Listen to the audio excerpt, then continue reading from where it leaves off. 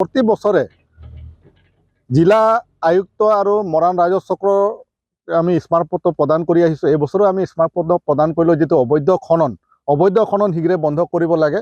আৰু আমি দেখিব পাইছোঁ, আজি আমি উপস্থিত হৈছোঁ চেপন চাহ বাগিচাৰ মাজেৰে যোৱা যিটো মৰিয়া আলি ওৰফে ৰজা আলি আৰু ঘাগৰু বস্তিত অবৈধভাৱে খনন কাৰ্য চলি আছে।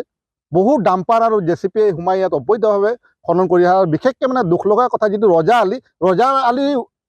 যিটো ৰজা আলিয়ে খান্দি দিছে। মানে 120 ফুট থাকিব লাগে, সেই ৰজা আলিয়ে খনন কাৰ্য চলাই আছে।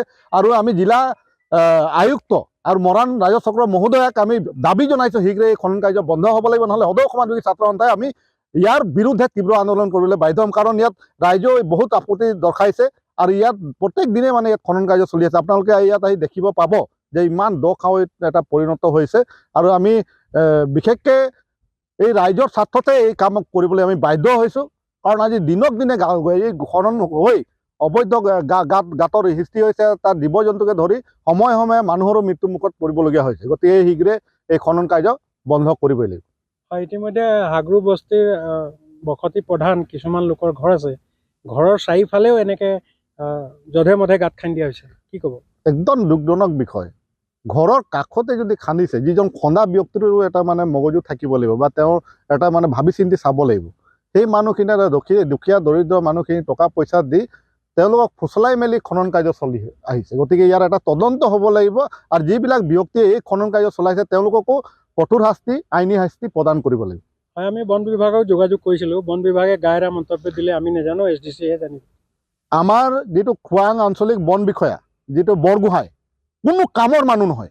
তেখেত অকল গা এৰা মন্তব্য প্ৰদান কৰে আৰু কয় যে আমাৰ গাড়ী নাই, এইটো নাই, আমি গাড়ী ধৰিব নোৱাৰোঁ, এনেকুৱা ধৰণৰ মন্তব্য প্ৰদান কৰিছে। গতিকে আমি ৰাজহ চক্ৰ বিষয়া আৰু আয়ুক্তক, যিটো জিলা আয়ুক্তক অনুৰোধ জনাইছোঁ, এই বিষয়াগৰাকীক ইয়াৰ পৰা শীঘ্ৰে মানে বদলি কৰিব লাগে। আৰু ইয়াৰ ঠাইত এজন বিষয়াক ইয়াত দায়িত্ব দিব লাগে। কাৰণ মৰাণ অঞ্চলত বহু অবৈধ ভাটা আছে, অবৈধ খনন কাৰ্য বছৰ ধৰি চলি আহিছে। গতিকে এই কাৰ্য অতি নিন্দনীয় আৰু ইয়াৰ শীঘ্ৰে বন্ধ কৰিব লাগিব।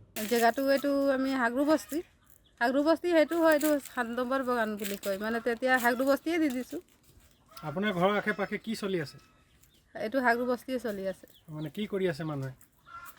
ইয়াত গোটেই চাৰিওফালে গাঁত খান্দি দিছে, পুখুৰী, সৰু সৰু ল'ৰা ছোৱালী আছে, পৰি গ'লে আজি কি হ'ব? এইবোৰ মানুহ কেইটকা পইচাৰ কাৰণে ঘৰ ওচৰতো মানুহ নাচায়। আমি ইমান আপত্তি কৰিলোঁ, গাঁওবুঢ়াক চবকে আপত্তি কৰিলোঁ, কিন্তু কোনো আমাৰ কথা নুশুনিলে।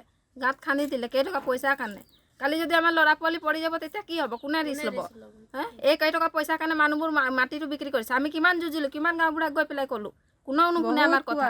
আমাৰ এডোখৰ মানুহবোৰক কোনো একো নকয়। চবেই আমি গৈ পেলাই, মোৰ মা ক'লে, আমি ক'লোঁ, কোনো কথাই নুশুনে। সৰু সৰু খালি ল'ৰা ছোৱালীবোৰ পৰি গ'লে কোনে ৰিস্ক ল'ব? এইটো কোন বাগানৰ মাটি হয়? চেপন বাগান। সেইবোৰতো নাজানো এইবোৰ কোন হয়। গাঁওবুঢ়াই কি ক'লে?